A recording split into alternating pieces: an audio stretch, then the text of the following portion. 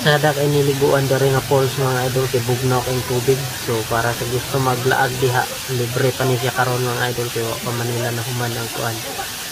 Ang ilang pagdibilok dali nga falls. So, libre pa siya mga idol basi ganahan mo paglaag diri marami diri location sa Sugbong Pugon.